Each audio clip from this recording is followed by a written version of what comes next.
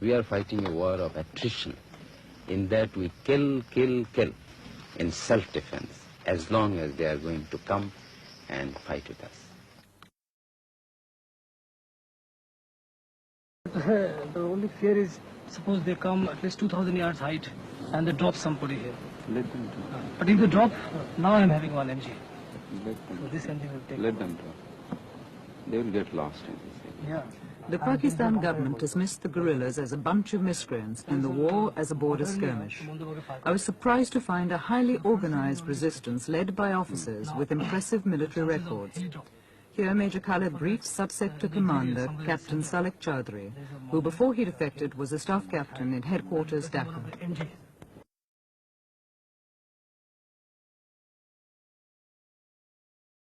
Major Khaled is 35, an officer with the Pakistan Army for 13 years, trained as a commander by the Americans. 8 months ago, he was with the Black Watch in Scotland. When he defected from the Pakistan Army in March, he brought most of his brigade, their Chinese weapons, and even their teacups with him. And you have heard yourself yesterday, the shelling, the rocketing by the artillery and the aircraft, and then tanks the other day when you went to Feni. This is not border skirmishes. Border skirmishes means all small little, small arm fire. But here a full-scale war is being conducted by the Pak Army. We intend to make the whole nation the fighting force. And the hardcore being provided by the regular troops, that is the Bengal Tigers. It has this good reputation of being good fighters, and it has fought well. The hardcore of the Liberation Army are professional soldiers, but thousands of students and peasants are joining them. There is little time for formal training, so they're sent to the front unarmed and untrained with the regular troops to get experience. And if they're lucky, a gun captured from the Pakistan Army. Ishaq, a 19-year-old student, took us with his patrol to inspect several villages. He's said to have killed 56 men. There was shelling yesterday, and one mortar shell landed here, 3-inch mortar, and it killed a cow, you know. And on that side of the village also, a few civilians were injured by fire from small arms. You see, shelling continues here almost all the time. And you've been very lucky enough not to have any shelling right now.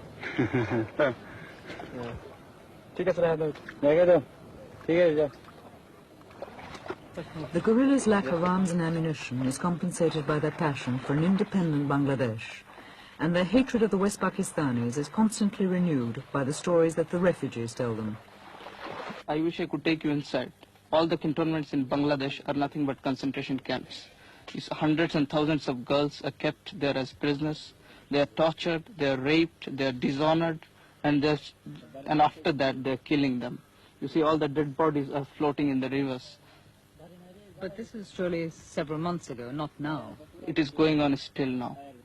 2 of my sons I lost there, and my houses has been looted, and my other articles also looted. Everything lost there. Then I found that my life also insecure. But did your son do anything to the military? Nothing, did nothing.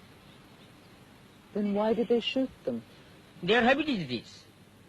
Their habit is this. They are murdering. Also they are murdering. All along they are murdering. For how long? Not only my 2 sons. Many people shooting. He saw his father, mother, and everybody of the family killed by the Punjabis. And of course his sister, who was about to get married, was kidnapped by the Punjabis and has been taken away. And he heard the story from the other villagers that she has been probably tortured and dragged out of that place brutally and has been taken away. And he was left with no alternative. And now he says, I have nothing to lose in this world. And he decided to join Mukti Fauj, and he wanted to take the revenge. Yahya is the initiator of all this. He is the greatest culprit that human civilization can imagine. He is just in the same rank with Hitler and his companions, Eichmann and others. My life, God knows how I shall pass my life. Now I am loitering either in there. Sometime living here, sometime living there. This way I am passing my time. 98 East Pakistanis out of every 100 voted for them in a democratic election. But the West rulers refused the League's demands and decided to impose its power by force. What he says is they had first of all voted for Army League, and that was one of their faults. And later on, they had been feeding us the Mukti Fauj, and that was their fault. And when they got them unarmed and no Mukti Fauj was around, so the Pak Army came in and just burnt off the village and killed a few of them. These people who were unarmed and couldn't put up any resistance, Pak Army just came and slaughtered them and raped their women, burned the houses. And there are many villages sideways, just like this village. The safety of the refugees and the peace of the village was in jeopardy as we left. Throughout the journey, we were rarely out of earshot of the Pakistan shelling. But now it was getting nearer, and as we left, a group of Mukti Fauj was being drafted in to try and counter the assault. People may be thinking that it is a leftist insurgency or few clandestine activity. But I can assure you it is a militant insurgency whereby the people stood against injustice. We are fighting on three fronts. That is political, economic, and military. All these three fights will go simultaneously. Politically, so far, as you have seen, that Yahya regime could not, and I am sure will not, be able to form a government. Even if it succeeds, it will be nothing but bunch of quislings. We are not allowing the communication to be restored. Because in any country, if you want to start the trade, the first thing is communication. We have not allowed him to ply the trains. We have not allowed him to run the roads. Bridges are being blown. This is one aspect of the economy, that is the communication. Captain, could you describe the fighting in your sector? In my sector, it's just like fighting any other war. What do you mean? I know you are convinced, or probably you foreigners especially, you have been hearing a lot of news and propaganda by the Pakistan radio that it's just a border skirmish. But yesterday you have seen, you went with myself and you saw this 5mm howitzer, 25-pounder and 120mm mortars. They are all landing. In border skirmish you don't have that. And probably with that telescopic lens you might have seen some Pakistani troops also. Their bunkers deployed. And we are fighting irregular warfare. How can you call it a border skirmish? And I wish you go back and you explain to people this is a full-fledged war. And we are just holding in this base and we go and we play hell into them. I go inside, right inside, I go behind them, I go on their side, I go anywhere I feel like. I kill them. Captain, it's now 3 months since the fighting started. Yes. You've been existing on the ammunition and the weapons you brought out with you. How much longer can this continue? Well, it will continue as long as we have the resources and as long as we carry on capturing their ammunition. And of course we expect that some country will come to our aid. At least you have come, you have seen how the fighting is going on. And if somebody comes to our aid, only thing that we need is arms and ammunition. Arms we have to maintain them, but we need some heavy weapons and ammunition. If that is the thing we get, then there is no problem, we can continue fighting. And if we don't get anything at all, well, you know the condition, what is happening in Sudan. They don't have any arms and ammunition, they are fighting. They are fighting with sticks, they are adopting different tactics. So that's what we are going to do.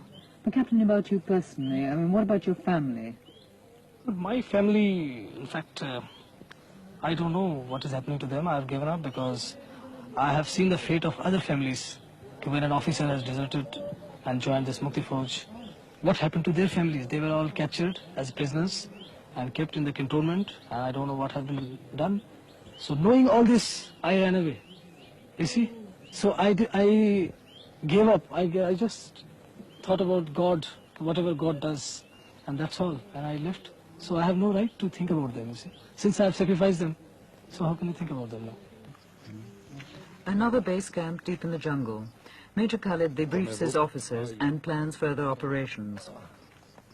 As most refugees from the war are Hindu and the West Pakistan Army is Muslim, there is a danger that people might think that this is a religious war. But every one of these guerrillas, in fact every Mukti Fauj soldier I met, was a Muslim.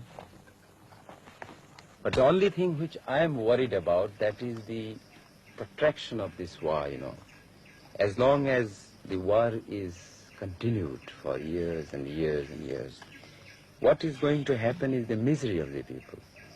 Misery in the sense that there will be a lot of killing, crossfire, the civilian will come into between the freedom fighters. Not that we are very much bothered for such sacrifice, and people are ready to give it. I have seen wherever there is or we catch the enemy in an ambush, and the immediate reaction of the enemy is to burn the villages and kill the people of that area, rape the girls. But after that effect, initially we were afraid that the people will just desert us and they will think that this is a menace. But to the contrary, I have found out that they still want that we should go in action, even if they have to sacrifice everything. I have been told even by the people to the extent that let there be nobody in Bangladesh, they cannot take the soil out of our country. Soil, let the soil remain. We must continue the action. Therefore the war will go on.